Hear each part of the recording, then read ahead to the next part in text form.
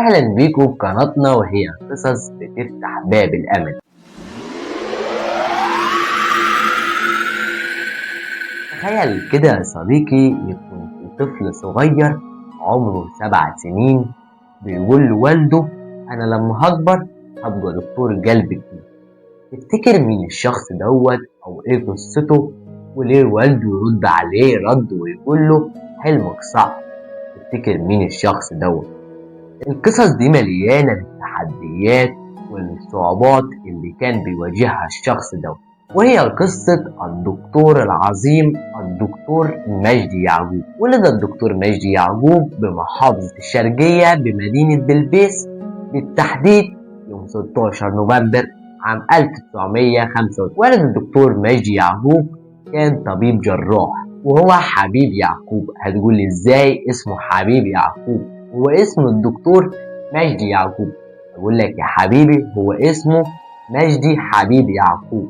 ولد الدكتور مجدي يعقوب كان بيحكي لمجدي وهو صغير عن المواقف والصعوبات اللي كان بيواجهها أثناء ما كان بيعالج المريض، وإيه شكل الناس اللي هي كانت جاية تبع المريض، إيه أحواله. كان مجدي بيسمع القصص ديت ويتألم جدا جدا. ومن ضمن المواقف موقف عمته اللي هي ماتت صغيرة، كان عندها حوالي 22 سنة، واللي هي توفت عام 1940 بسبب مرض في القلب. حبيب حزن عليها جدا، ومن هنا قرر مجدي وقال لوالده أنا لما هكبر هبقى دكتور قلب كبير. والده قال له حلمك صعب. طبعا أي شخص والده يقول له حلمك صعب هيتحبط تماما، لكن بالعكس مجدي خد الكلام ده تحدي. تفتكر ليه يا صديقي حبيب بيقول لي مجدي حلمك صعب؟ كان وهو صغير بيشوف الدم بيغمى عليه. مجدي بقى كبر وعاوزين يدخلوه مدرسة، لكن للأسف ولا عارف يلتحق بمدرسة ولا بالصحاب. تفتكر ليه؟ إن والد الدكتور مجدي حبيب كان بيتنقل من مكان لآخر بسبب شغل، وبسبب كده قرروا إن يدخلوا مجدي وجيمي. هتقول لي مين جيمي؟ جيمي هو أخوه اللي هو أكبر منه سنة ونص، إن هما الاتنين يلتحقوا بمدرسة واحدة. وده بالفعل التحقوا هما الاتنين بمدرسة واحدة، وهما الاتنين دخلوا كلية الطب في جامعة القاهرة عام 1951، وقعدوا يدرسوا مع بعض في جامعة القاهرة. مجدي أثناء ما كان بيدرس كان بيقول أنا عاوز أطلع بره، وده في موقف كمان خلى مجدي السبب إن هو يطلع بره هو موت والده حبيب. توفى حبيب بسبب مرض في القلب. من هنا مجدي خد قرار إن هو يسافر لبره،